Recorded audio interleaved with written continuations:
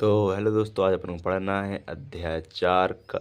इसका नाम है द्विघातीय समीकरण। सबसे पहले अपन को पता होना चाहिए कि द्विघातीय समीकरण आखिर कहलाते क्या है। अपन ने भी पिछले अध्याय में पढ़ा था कि रैखिक समीकरण, और अध्याय 2 में पढ़ा था कि किस समीकरण को क्या कहते हैं। तो वह समीकरण जिसके ऊपर अधिकतम घात 2 हो तो वह क्या कहलाता है, द्विघातीय बहुपद। ठीक है। और उसी बहुपद को शून्य के बराबर कर दिया जाता है, लिखा जाता है, तो उसको कहते हैं द्विघातीय समीकरण। ठीक है।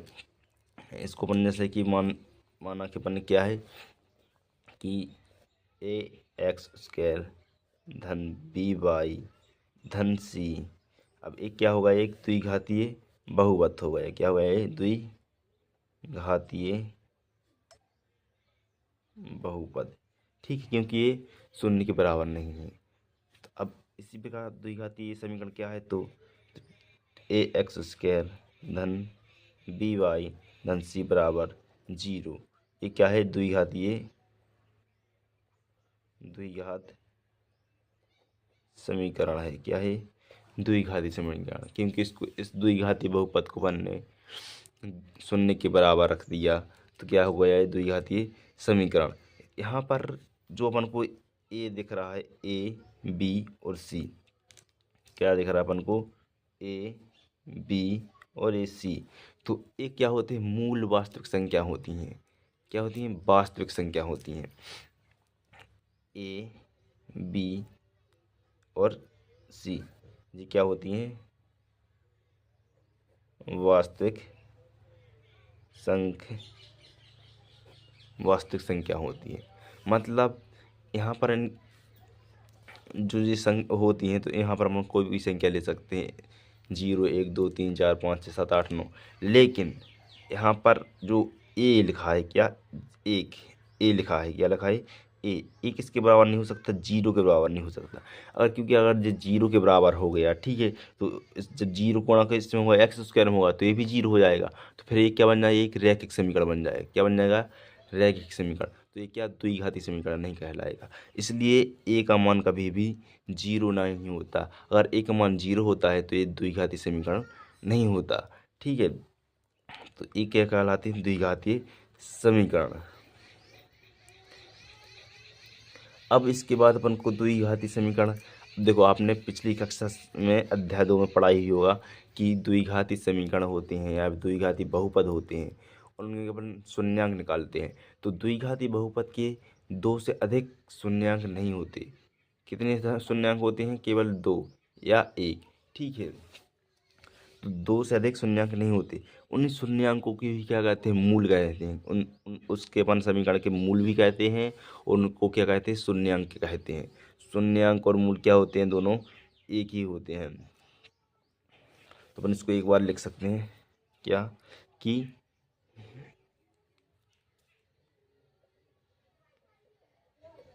वास्तविक संख्या, जैसे कोई भी अपन ए बी सी की यहाँ पर अपन क्या मान लेते हैं, अल्फ़ा। क्या, अल्फ़ा का द्विघात समीकरण, ए एक्स स्क्वायर धन बी एक्स धन सी बराबर 0। हाँ देखो, अपन ने इसको क्या माना है, अल्फ़ा।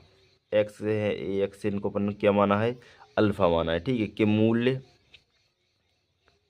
एक ही होते हैं। क्या होते हैं, इनके मूल एक ही होते हैं।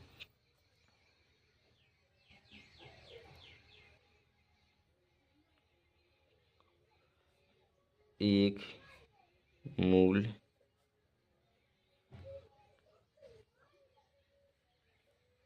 कहलाती है। मतलब ये जो अल्फ़ा होती है, ये इस समीकरण क्या कहलाती है, एक मूल कहलाती है। क्या कहलाती है, मूल कहलाती है। और मूल और शून्यांक क्या होते हैं, दोनों एक ही होते हैं। तो अपन यहाँ क्या लिख सकते हैं, मूल या एवं शून्यक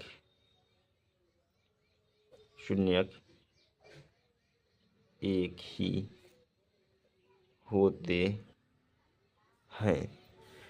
देखो अपन को अपन किसी भी समीकरण के अब मूल या फिर क्या निकालना है, शून्य निकालने हैं। तो अपन को इसके लिए दो विधियां होती हैं, एक होती है गुणनखंड विधि और दूसरी होती है विभेदकर विधि। तो अपन को गुणनखंड विधि, अपन जैसे को भी क्या है, द्विघाती समीकरण है, ठीक है।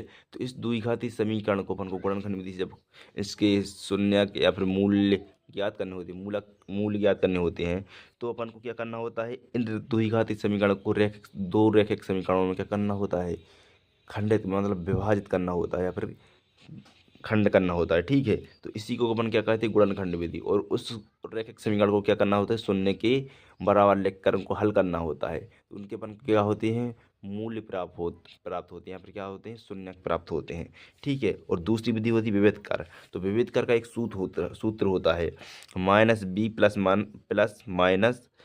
√b² - 4ac/2a, ठीक है। यहाँ पर b² - 4ac क्या होता है, इसका विभेदकर होता है, ठीक है। तो अपन क्या करेंगे, पहले गुणनखंड विधि से, ठीक है।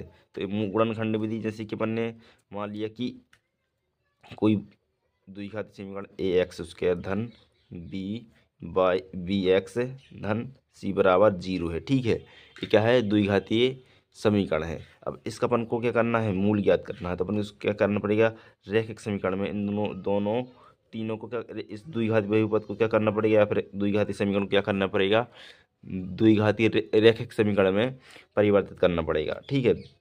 तो अपन क्या करेंगे, इसको इसमें भी एक्स है, इसमें एक्स है, तो अपन को क्या करना पड़ेगा, इसमें से एक्स कॉमन लेना होगा। और इसको मतलब इसको इस संख्या को अपन क्या करना पड़ेगा, इस तरह व्यवस्थित करना पड़ेगा कि इसका गुणा करने में भी और जोड़ने में भी अपन को क्या संख्या प्राप्त हो, सी संख्या प्राप्त हो, ठीक है। तो अपन को क्या करना पड़ेगा, इसको इस तरह गुणन क्या करना पड़ेगा, विभाजित करना पड़ेगा, यही जिससे अपन को दो रैखिक समीकरण प्राप्त होंगे। और अपन इन रैखिक समीकरण से क्या करेंगे, इनके मूल ज्ञात करते हैं, ठीक है। और दूसरी विधि होती है विभेदकार। कौन सी होती है, दूसरी विधि होती है विभेदकार, विभेदकार, ठीक है। तो इसका सूत्र होता है, विभेदकार का सूत्र होता है -b+√b² - 4ac/2a। यहाँ पर हो b² - 4ac, इसका क्या कहलाता है, विभेदकार कहलाता है।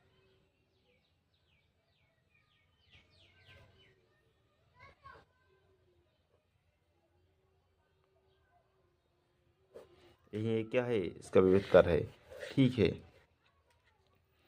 तो अपन को अध्याय 4 में अपन को ज़्यादातर यही सीखना है, ठीक है। जो अपन को अब अपने पहली प्रश्नावली है, ठीक है, उसमें अपन को क्या करना है, जैसे अपन अब पहली प्रश्नावली पर आ जाते हैं, ठीक है। उसमें अपन को क्या करना है, द्विघाती समीकरण की जांच करनी है कि अपन को ये द्विघाती समीकरण है या नहीं। जैसे कि अपन को पहला एक सवाल दिया है, क्या दिया है, x धन 1 के का स्क्वायर बराबर 2x-3। तो अपन को एक सूत्र आपको याद ही होगा, जो होता है a धन b का होल स्क्वायर। तो यहीं पर ए वाली कंडीशन यहीं पर कर रही है, x धन 1। जो यहाँ पर x क्या हो सकता है, a हो सकता है, और a है 1 है, वो क्या हो सकता है, b। तो अपन को यहाँ पर एक सूत्र लगा सकते हैं, a धन b² का होल स्क्वायर, ठीक है। तो a धन b का होल स्क्वायर होता है a का वर्ग धन b का वर्ग धन 2ab, ठीक है। इस सूत्र के द्वारा अपन को इसको अपन लिख सकते हैं, क्या, देखो यहाँ पर a का वर्ग मतलब x का वर्ग, ठीक है। b का वर्ग मतलब 1 का वर्ग, 1 का वर्ग क्या होता है, 1 ही होता है, ठीक है। धन 2ab मतलब यहाँ पर क्या, 2ab मतलब 2 मतलब 2, यहाँ पर 2 लिख दिया, ठीक है। और a मतलब x, b मतलब 1, तो इसका एक गुणा करेंगे x में, तो क्या है, 2x ही आएगा, बराबर।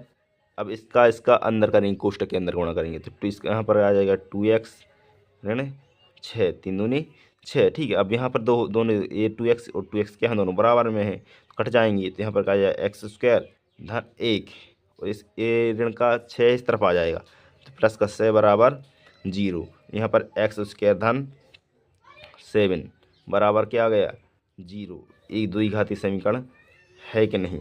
देखो यहाँ पर अपन को x की घात क्या बन रही है, 2, तो इसको अपन इसको अपन ये भी लिख सकते हैं क्या, एक्स स्क्वायर धन 0 x धन 7 बराबर 0। तो ये क्या है, द्विघातीय समीकरण है। यहाँ पर x बराबर क्या है, 0 है, x का मूल क्या है 0, एक्स स्क्वायर का मूल क्या है 1, और यहाँ पर धन 1। इसको अपन समीकरण किसकी से तुलना कर सकते हैं, एक्स स्क्वायर धन बी एक्स धन सी बराबर 0। इससे ये क्या होता है अपना द्विघाती समीकरण। यही यहाँ पर भी यही कंडीशन वाली थी, ये भी क्या है, एक द्विघाती समीकरण है। इस तरह आपको प्रश्नावली 4.1 के सभी सवालों की जांच करनी है, और इससे ये क्या होता है, इसका द्विघाती समीकरण का होता है मानक मूल्य होता है। मतलब इसको अपन क्या इसके द्वारा अपन को मानते हैं, ये क्या होता है, मानक रूप होता है इसका। द्विघाती समीकरण का मानक रूप क्या होता है, एक्स स्क्वायर धन बी एक्स धन सी बराबर 0। ये क्या होता है, इसका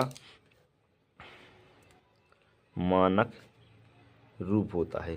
ठीक है, तो आप यहाँ पर भी लिख लें क्या, ए एक्स स्क्वायर धन बी एक्स धन सी बराबर 0। ये क्या है, द्विघाती समीकरण का क्या है, मानक, क्या है, मानक रूप है। ठीक है, मतलब इसकी सहायता से अपन क्या पता कर सकते हैं कि ये द्विघाती समीकरण है कि नहीं। मतलब इस कंडीशन में अगर कोई भी समीकरण आ रहा है तो अपन वो क्या कहलाता है, द्विघाती समीकरण कहलाता है। ये इसका क्या होता है, मानक रूप होता है। तो देखिए यहाँ पर भी इसकी उसी कंडीशन में आ रहा है, ए एक्स स्क्वायर धन बी एक्स धन सी बराबर 0 कंडीशन में आ रहा है। तो ये भी क्या है, एक द्विघातीय समीकरण है। इस तरह आपको प्रश्नावली 4.1 के सभी सवालों को क्या करना है, जांच करनी है कि यह द्विघाती समीकरण है कि नहीं। ठीक है, आप इसको इस तरह कर लेना 4.1 के सभी सवालों को, और अगली प्रश्नावली अगले वीडियो में देंगे। ठीक है, बाय।